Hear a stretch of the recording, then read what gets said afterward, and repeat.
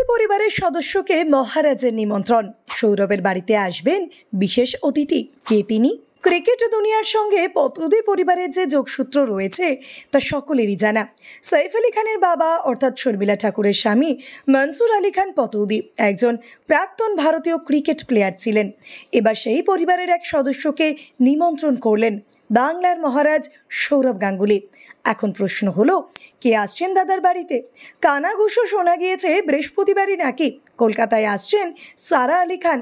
প্রথমে ইডেনে চলমান সিএবি পরিচালিত বেঙ্গল প্রো টি20 লিগে উপস্থিত হবেন সারা এবং তার সঙ্গে আদিত্য রায় কাপুরও।